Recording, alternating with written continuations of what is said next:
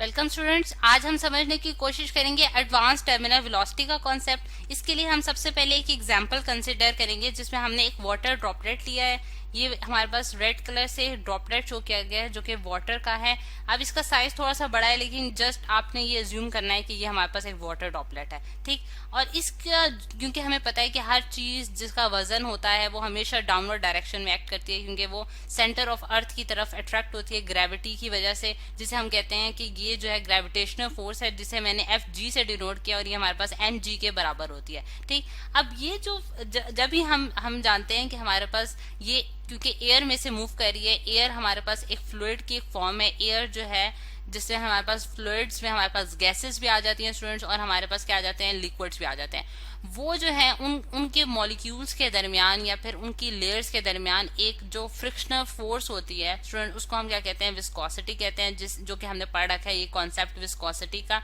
ठीक है। और विस्कोसिटी जो है वो मतलब कि विस्कोसिटी यानी कि कितना विस्कस है, कितनी ज्यादा उसके अंदर थिकनेस है, उसकी वजह से उसके दरमियान मॉलिक्यूल्स के दरमियान कितनी जो है वो फ्रिक्शनल फोर्स होगी, ठीक। और ये जो फ्रिक्शनल फोर्स जो कि एक बॉडी एक्सपीरियंस करती है, यानी कि एक उसके ऊपर जो अपोजिशन में या फिर रिटार्डिंग फोर्स जो उसके ऊपर लगती है, जो कि उसकी मोशन को रोकने की कोशिश करती है, वो हमारे पास क्या कहलाती है स्टूडेंट, हमारे पास ड्रैग फोर्स कहलाती है। ये भी हमने कॉन्सेप्ट जो है वो पिछले लेक्चर्स में देखा है, ड्रैग फोर्स का कॉन्सेप्ट, ठीक। और ये हमेशा ऑपोजिट होती है मोशन ऑफ द बॉडी के, यानी कि अगर motion of the body in the downward direction है तो ड्रैग फोर्स उस पर अपवर्ड डायरेक्शन में एक्ट करेगी, जो कि मैंने यहाँ एफ डी से डिनोट किया है। और ये हमारे पास क्या है स्टूडेंट, ये हमारे पास एक ड्रैग फोर्स है, ठीक। तो अब हम जानते हैं कि अब ये हमने जो है ये हमने देखा कि हमारे पास कौन कौन सी फोर्सेस थी जो कि इस वाटर ड्रॉपलेट पे एक्ट कर रही थी। अब अगर हम देखें तो हमने ड्रैग फोर्स के बारे में ये पढ़ा था कि ड्रैग फोर्स जो है वो डायरेक्टली प्रोपोर्शन होती है किसके, स्पीड ऑफ द ऑब्जेक्ट के, यानी कि जितनी स्पीड से कोई ऑब्जेक्ट मूव करेगा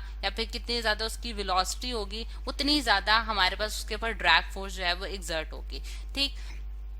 अब जैसे जैसे ये ड्रॉपलेट जो है ये जमीन की तरफ यानी कि नीचे की तरफ आता जाएगा, आसमान से नीचे की तरफ आता जाएगा, इसके ऊपर जो है ग्रेविटी का एक्ट जो है वो ज्यादा होता जाएगा, यानी कि इसका जो ग्रेविटेशनल पुल है वो इसके ऊपर ज्यादा लगेगी, ठीक। जिसकी वजह से इसकी क्या होगी, स्पीड ज्यादा हो जाएगी। और स्पीड ज्यादा होने की वजह से इसके ऊपर जो ड्रैग फोर्स है वो भी एग्जर्ट होना ज्यादा शुरू हो जाएगी, क्योंकि हमने ये पढ़ रखा है कि ड्रैग फोर्स जो है वो डायरेक्टली प्रोपोर्शनल टू स्पीड होता है। और इसकी जो वैल्यू हमने कैलकुलेट की थी according to the Stokes law, वो हमारे पास आई थी 6 पाई ईटा आर वी, यानी कि v इसमें हमारे पास क्या है, वेलोसिटी ऑफ द ऑब्जेक्ट है, या फिर हम यहाँ इस केस में हमारे पास क्या है, वेलोसिटी ऑफ द ड्रॉपलेट है, ठीक। तो अगर हम देखें तो ड्रैग फोर्स जो है वो इसके ऊपर इंक्रीज होती जाएगी जैसे जैसे इसकी स्पीड इंक्रीज होती जा रही है। तो हमारे पास अगर हम नेट फोर्स कैलकुलेट करें स्टूडेंट्स, तो नेट फोर्स जो इस वाटर ड्रॉपलेट पे लग रही है, यानी कि नेट फोर्स का क्या मतलब है, हमारे पास नेट फोर्स से हमारी मुराद है कि रिजल्टेंट फोर्स हमारे पास कितनी लग रही है इसके ऊपर,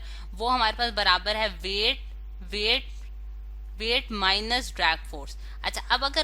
अब आपके दिमाग में ये सवाल आया होगा कि मैंने वेट में से ही ड्रैग फोर्स क्यों माइनस किया, यानी कि मैं जो हूँ, यानी कि ड्रैग फोर्स में से भी वेट माइनस कर सकती थी, यानी कि मैंने F G minus F D ही क्यों किया है। तो इसकी रीजन स्टूडेंट्स ये है कि इस टाइम पे हमारे पास जो रिजल्ट मतलब कि जो डायरेक्शन जो फोर्स हावी है, यानी कि जो मतलब कि वाटर ड्रॉपलेट है वो नीचे की तरफ गिर रहा है, तो इस वजह से हम वो वाली फोर्स को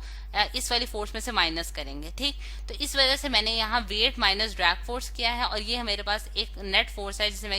in other words resultant force भी कह सकती हूँ, ठीक। तो ये इसके ऊपर रिजल्टेंट फोर्स एक्ट कर रही है। अब अगर हम देखें कि वो पॉइंट जिस पॉइंट पे हमारे पास ये मतलब कि हमारे पास इसकी ग्रेविटेशनल पुल इंक्रीज होती जाएगी, यानी कि वो ज्यादा स्पीड से नीचे गिरना शुरू हो जाएगा बॉडी, और जैसे जैसे स्पीड इंक्रीज होती जाएगी तो हमारे पास उसके ऊपर ड्रैग फोर्स की वैल्यू भी इंक्रीज होती जाएगी अकॉर्डिंग टू स्टोक्स लॉ, जो कि हमने पढ़ रखा है कि हमारे पास स्टोक्स लॉ ये कहता है कि वो स्पीड से जो है वो इंक्रीज होता है, ठीक। और फिर एक पॉइंट ऐसा आएगा कि हमारे पास जो ड्रैग फोर्स है वो वेट के बिल्कुल मतलब कि इक्वल हो जाएगी, यानी कि हमारे पास जब एफ जी जो है एफ डी के बराबर आ जाएगा तो हमारे पास क्या हो जाएगी, नेट फोर्स जीरो हो जाएगी, यानी कि एफ जी अगर एफ डी के बराबर आ जाता है तो हमारे पास क्या हो जाती है, नेट फोर्स जो है यानी कि रिजल्टेंट फोर्स जो उसके ऊपर एक्ट करेगी वो क्या हो जाएगी, जीरो हो जाएगी, यानी कि उसके ऊपर कोई एक्सटर्नल जो फोर्स है यानी कि कोई रिजल्टेंट फोर्स उसके ऊपर नहीं लग रही होगी, ठीक। रिजल्टेंट फोर्स नहीं लग रही होगी। लेकिन अब क्योंकि अगर हम देखें कि अगर हमारे पास कोई रिजल्टेंट फोर्स एक्सर्ट नहीं करी तो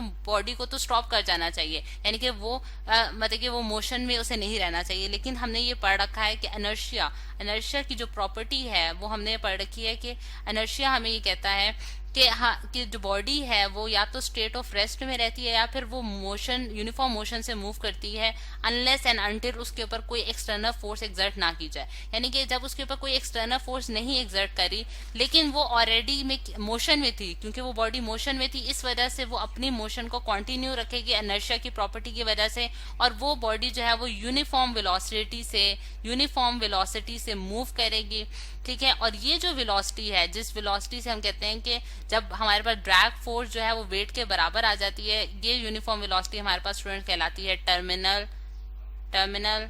वेलोसिटी। ठीक है, तो ये है student basic concept of terminal velocity कि हमारे पास टर्मिनल वेलोसिटी होती क्या है। अब अगर हम देखें कि अब मैं टर्मिनल वेलोसिटी की वैल्यू कैलकुलेट करना चाहती हूँ तो मैं यही वाली इक्वेशन यूज करके यानी कि F G is equal to इसमें वैल्यूज पुट करती हूँ, यानी कि एफ जी की वैल्यू हमारे पास एम जी होती है और ड्रैग फोर्स हमने according to the Stokes law calculate की हुई है, वो हमारे पास 6 पाई ईटा आर वी होती है। और इसमें वी जो है, क्योंकि मैं जैसे कि मैंने आपको बताया स्टूडेंट्स ये वेलोसिटी ऑफ द ऑब्जेक्ट है, इस केस में वाटर का है, तो इसलिए मैंने इसे वी टी से डिनोट कर दिया ताकि मैं इसको कह सकूं कि ये टर्मिनल वेलोसिटी है, और टी फॉर यहाँ मैं टर्मिनल वेलोसिटी से को डोनेट कर रही हूँ। ठीक है, और यहाँ मैं वी टी को अगर निकालने की कोशिश करूँ तो मैं किस तरह से निकाल सकती हूँ कि मैं वहां जाके इसको डिवाइड कर दूंगी बाकी की टर्म्स को 6 पाई ईटा आर, तो मेरे पास जो टर्मिनल वेलोसिटी आई है वो क्या आई है M G divide by 6 pi eta R. ये स्टूडेंट्स हमारे पास टर्मिनल वेलोसिटी आई है जिसे मैं इक्वेशन 1 कह देती हूँ। अगर इसको मजीद सिंप्लीफाई करें तो हमने ये भी देखा था कि स्टोक्स लॉ जो है वो इम्प्लीमेंट होता है, यानी कि 6 पाई ईटा आर वी जो है ये इम्प्लीमेंट होता है सफेयर के लिए, यानी कि स्फेरिकल ऑब्जेक्ट्स के लिए, और इसमें आर जो है वो रेडियस ऑफ द सफेयर है। ठीक, और अगर सफेयर की बात की जाए तो हम अगर देखें तो हमारे पास जो डेंसिटी ऑफ द सफेयर होगी जिसे मैंने रो से डिनोट किया है वो मैस पर यूनिट वॉल्यूम होता है, यानी कि डेंसिटी हमारे पास क्या है मैस पर यूनिट वॉल्यूम, और इसमें से अगर मैं मैस की वैल्यू कैलकुलेट करूं तो हमारे पास डेंसिटी इनटू वॉल्यूम आएगा, और वॉल्यूम ऑफ द स्फीयर जो है वो हमारे पास क्या होता है 4/3 pi R cube, 4/3 pi R cube हमारे पास होता है। तो इसकी वैल्यू अगर मैं मैथ्स में पुट कर दूं यानी कि मैथ्स हमारे पास क्या बन जाएगा स्टूडेंट, अगर रो इंटू 4/3 पाई आर क्यूब। अब ये जो मैथ्स की वैल्यू है स्टूडेंट, यानी कि ये मैथ्स की वैल्यू जो है ये मैं पुट करने जा रही हूँ इक्वेशन 1 में। इक्वेशन 1 में इसको पुट कर लेते हैं, डिफरेंट कलर से शो करती हूँ, तो हमारे पास क्या बन जाता है V terminal is equals to M की वैल्यू मैंने पुट की rho into 4/3 pi R cube into G whole divided by 6 pi eta into R. ठीक है, यानी कि ये मैथ्स की वैल्यू मैंने यहाँ पुट कर दिया स्टूडेंट्स, और ये जी एज इट इज मैंने यहाँ पुट कर दिया, तो मेरे पास ये आई है। अब पाई पाई से कैंसिल हो जाएगा, आर भी एक आर से कैंसिल हो जाएगा, तो हमारे पास वी टर्मिनल का जो आंसर आता है वो हमारे पास क्या आता है 2/9 into G R square rho divided by eta. ठीक है, और ईटा हमारे पास क्या है विस्कोसिटी ऑफ द सब्सटेंस है, जैसा कि हमने पढ़ रखा है कि हम विस्कोसिटी को ईटा से डिनोट करते हैं। तो ये है स्टूडेंट्स हमारे पास टर्मिनल वेलोसिटी जो कि हमने कैलकुलेट की है एक वाटर ड्रॉपलेट के लिए, और जिससे हमें ये पता चलता है कि जो विस्कोसिटी है यानी कि टर्मिनल वेलोसिटी है वो इनवर्सली रिलेटेड है किसके विस्कोसिटी ऑफ द सब्सटेंस के, यानी कि जितना ज्यादा विस्कस होगा यानी जितनी ज्यादा उसमें फ्रिक्शनल होगी, यानी कि जिस तरह से अगर मैं कहती हूँ कि हनी है जो कि शहद है और हमारे पास अगर वाटर है तो वाटर की विस्कोसिटी हमें पता है कि कम है, यानी कि उसमें रेजिस्टेंस कम, वो उसके मॉलिक्यूल्स के दरमियान रेजिस्टेंस कम है as compared to honey. Honey की विस्कोसिटी बहुत ज्यादा है, तो अगर उस हनी की विस्कोसिटी ज्यादा होगी तो टर्मिनल वेलोसिटी हमें देर से अचीव होगी, क्योंकि इसका इनवर्स रिलेशन है किसके साथ विस्कोसिटी के साथ। और फिर उसके बाद हमारे पास डेंसिटी ऑफ द ऑब्जेक्ट है यहाँ रो, और आर जो है हमारे पास रेडियस ऑफ द ऑब्जेक्ट है, और जी और 2/9 जो है ये हमारे पास कॉन्स्टेंट वैल्यूज है। तो ये वो टर्म्स हैं जो कि हमने देखा है कि फॉर्मूला में किस तरह से जो है वो हमें एक्सप्लेन कर रही हैं कि हमारे पास टर्मिनल वेलोसिटी किन किन चीज़ों पे डिपेंड कर रही है। तो स्टूडेंट्स आज हमने पढ़ा है कि टर्मिनल वेलोसिटी क्या होती है, और उसको हमने कैलकुलेट करने की भी कोशिश की है कि उसकी value for the spherical objects जो है वो कैसे हम कैलकुलेट कर सकते हैं।